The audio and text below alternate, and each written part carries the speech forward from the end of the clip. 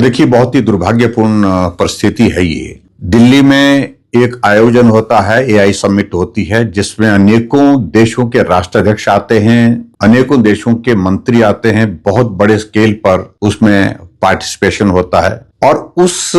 Summit में youth Congress के नेता वहां पर कपड़े उतार करके प्रदर्शन करते हैं। और स्वाभाविक है कि जो अभी तक सारी चीजें जिस प्रकार से आ रही हैं, वो सारा का सारा प्रदर्शन राहुल गांधी और प्रियंका गांधी के इशारे पर उनकी उपस्थिति में सारी स्ट्रेटजी बनाई गई थी और उसके बाद उसको अंजाम दिया गया। कुछ लोगों की गिरफ्तारी हुई है उसमें, और स्वाभाविक रूप से कानून के मुताबिक जो होना भी चाहिए वो होना चाहिए। लेकिन हमें इस बात को लेकर के दुख है कि हिमाचल प्रदेश के सरकार, हिमाचल सदन में इस सारी स्ट्रेटजी, सारी साजिश को, जो पार्टी के खिलाफ नहीं है, सिर्फ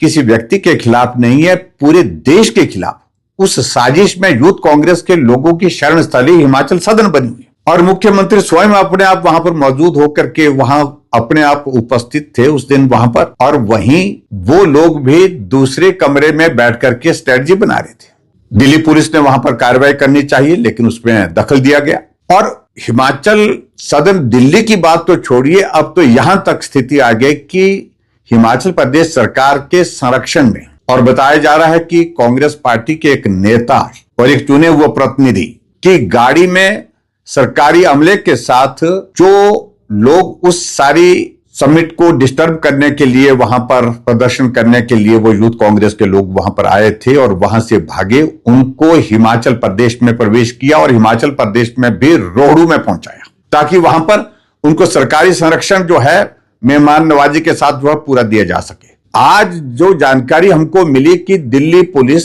उन लोगों के खिलाफ वारंट लेकर के कार्रवाई करने के लिए वहां पर पहुंची, उन लोगों को रोहडू से गिरफ्तार किया। गिरफ्तार करने के बाद दिल्ली वापस लेकर के जा रहे थे, लेकिन सोलन के आगे धर्मपुर के पास हिमाचल पुलिस ने रास्ता रोक करके, सड़क रोक करके दिल्ली से आए लगभग 20 जो पुलिस के कर्मचारी, अधिकारी, उनको जो है वो डिटेन कर दिया। और डिटेन करने के बाद जुडिशियल मैजिस्ट्रेट के सामने फिर उसके बाद लाया गया, और जुडिशियल मैजिस्ट्रेट ने जब सारी बात को उनसे पूछा कि इनके खिलाफ क्या कार्रवाई, किस तरह की कार्रवाई करना चाहते हैं, क्या सबूत आपके पास है, किसके खिलाफ आप कार्रवाई किसके खिलाफ करना चाह रहे हैं, तो इस बात को लेकर के शिमला के जो पुलिस के जो एसपी हैं और उनके साथ और भी अधिकारी थे,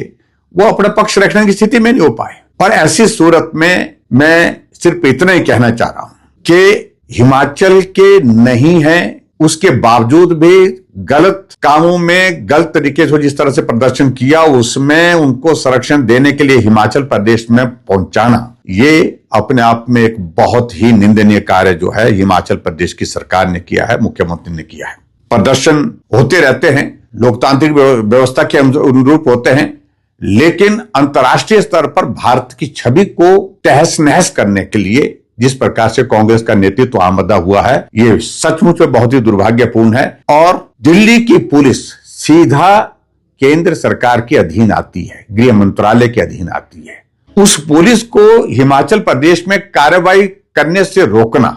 ये बहुत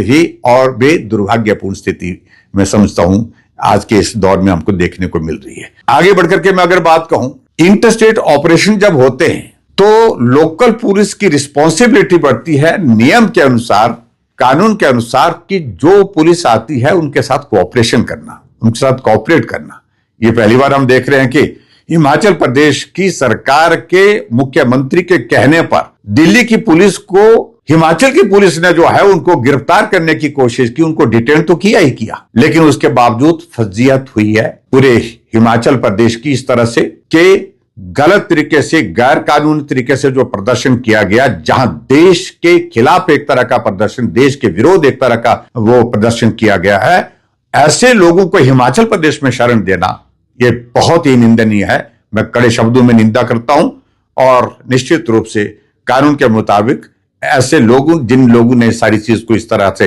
अंजाम देने की कोशिश की है, चाहे वो पुलिस के कर्मचारी है, पुलिस के अधिकारी हैं, वो उनके खिलाफ कार्रवाई होनी चाहिए, निश्चित रूप से कार्रवाई होनी चाहिए। और मैं ये भी कहना चाहता हूं कि हिमाचल की पुलिस, आप अपना काम करें। आज भी नालागढ़ में मर्डर हुआ है, आज कांगड़ा की भी एक घटना और मिली है एक महिला के बारे में, इतनी सारी कानून व्यवस्था की यहां पर सारी चीजें जो है वो धज्जियां उड़ गई है हिमाचल प्रदेश में, और उसके बावजूद आप इन नेताओं के, कांग्रेस के नेताओं के इशारे पर जिस प्रकार से नाच रहे हैं, ये नाचना बंद कर दे, ये मैं बड़ा साफ शब्दों में कहना चाहता हूं।